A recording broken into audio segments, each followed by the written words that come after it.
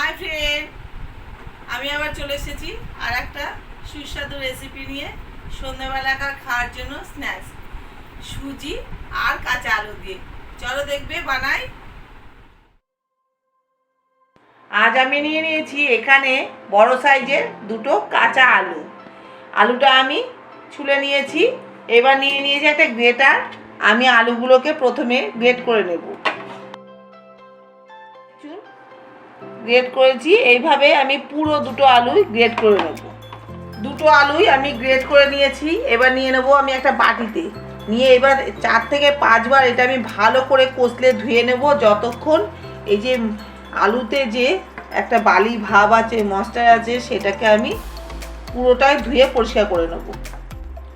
আলুটা আমি 4 থেকে 5 বার ভালো করে ধুয়ে নিয়েছি। দেখুন, ধুয়ে ভালো করে চিপে নিয়েছি, একদম ঝরঝরে হয়ে গেছে। এখানে নিয়ে নিয়েছি আমি 1 বাটি সুজি। সুজিটা আমি এর মধ্যে দিয়ে দেবো 2 চামচ বেসন। বেসনটা বেশি দিলে নরম হবে, মচমচে হবে না, তাই 2 চামচই দেবো। 1 বাটি সুজিতে 2 চামচ বেসন, আর তার সাথে দুটো আলু মতো নুন দিয়ে দেবো। 1 চামচ চিলি ফ্লেক্স দিয়ে দেবো। 1 চামচ চাট মশলা, কিছু কুচনো ধনেপাতা দিয়ে দেবো। 1 চামচ কাঁচা লঙ্কা বাটা দিয়ে দেবো। 1 চামচ রসুন নিয়েছি আমি একটা বড় সাইজের পেঁয়াজ, এটাকে আমি গ্রেট করে এর মধ্যে দিয়ে দেবো। পেঁয়াজটা আমি গ্রেট করে দিয়ে দিয়েছি। এইবার আমি সব কিছু দিয়ে ভালো করে একটু মাখিয়ে নেব। মাখিয়ে নিয়েছি। এইবার আমি যে বাটিতে নিয়েছিলাম সুজি, সেই বাটির মাপে আমি দিয়ে দেবো 2 বাটি জল।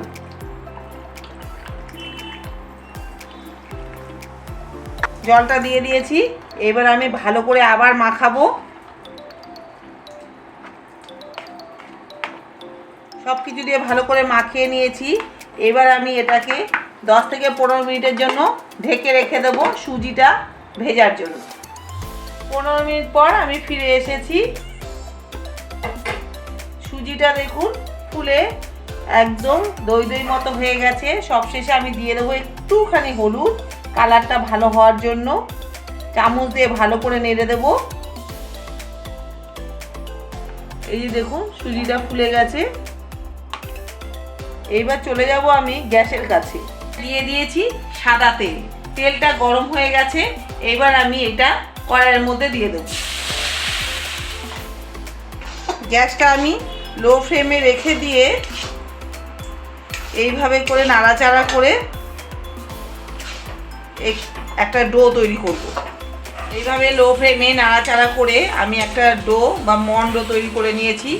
নেওয়ার পর দেখুন কড়াই থেকে একদম ছেড়ে গেছে। এটা হয়ে গেছে। গ্যাসটা আমি বন্ধ করে দেব। একটা প্লেটে আমি ভালো করে তেল মেখে নিয়েছি। এবার এই মন্ডোটা আমি প্লেটের মধ্যে ঢেলে দেব।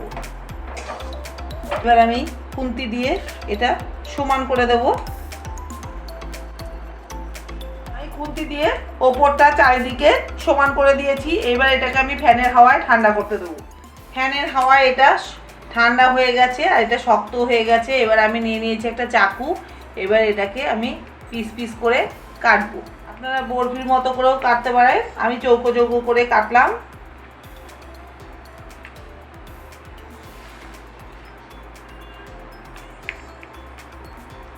আমি বরফিগুলো কেটে নেওয়ার পর এখানে একটা ফ্রাই প্যান দিয়ে দিয়েছি বসিয়ে, তার মধ্যে দিয়ে দিয়েছি সাদা তেল। তেলটা গরম হয়ে গেছে। গ্যাসটা আমি একদম লো ফ্লেমে করে দিয়েছি।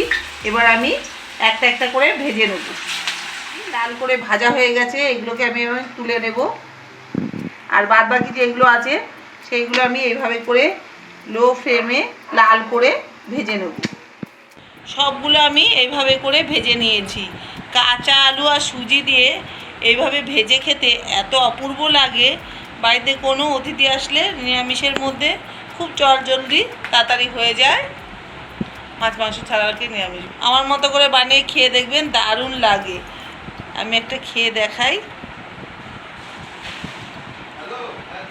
এই দেখুন ভেতরটা কতটা সফট হয়েছে।